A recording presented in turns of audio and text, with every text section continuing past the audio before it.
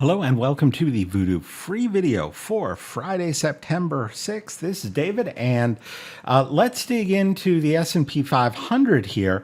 We've talked a lot over the past several weeks and months about this Voodoo Lines roadmap in the index, and it continues to give us good levels. And while I don't know exactly what's next from here, let's review how we got here and what levels we can use to benchmark future action to figure out what's going on, right? So up from the Voodoo Fire line at the end of October, we've been heading mostly to the upside, right, with important levels to keep us working to the upside here at these two tree lines at 47.87, and then here again at 52.22. So both of these were at first resistance when we first approached them, and then support, both pretty clean support back here earlier this summer, and then again at the end of August, a little more sloppily. But in order to keep the index on track to these higher levels, like this 59.25 most important Voodoo Fire line up here, we need to hold these second degree tree line levels, and in order to go from the tree line to the fire line, we would need to hold these snow line levels. And so we first got a warning when we couldn't get above this upper snow line two times, right? First back here in July, and again here last week and the week before. And then today we broke through this lower snow line. So that lower snow line break was my signal to get short, and at this point it would take a move back above that level to rehabilitate the index, right?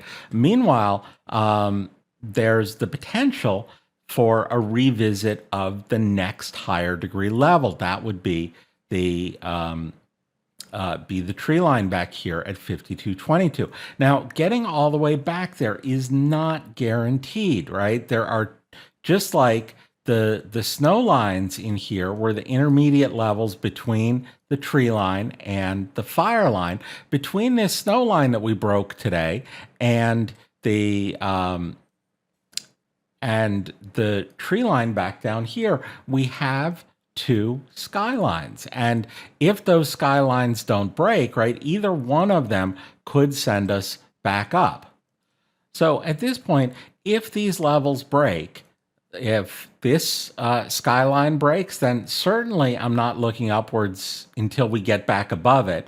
Back above 54.90, and the snow line would be would certainly be more bullish. Then comes the 53.24 level, and again that could bounce us again. And if it sends us back above 53.87, then again that might send us back up. But failing both of these, and it's a pretty clear shot back down to the 52.22 level. So I want to use each of these as an over-under as we approach it, and certainly things are more bearish if we stay below 52.22 on a sustained basis.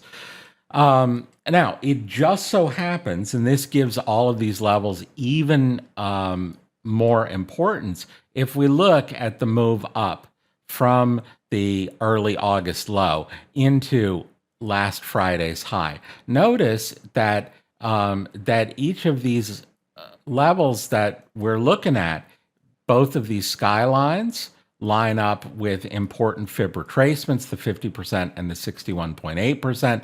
The tree line is not too far away from sort of what I call the last chance retracement, the 78.6% retrace, and that just serves to further highlight the importance of all of these levels. So I hope you find this useful. This roadmap has served us quite well so far in the move up. It served us well today in telling us to that the bounce that we had to start the day after non-farm payrolls was about to reverse down.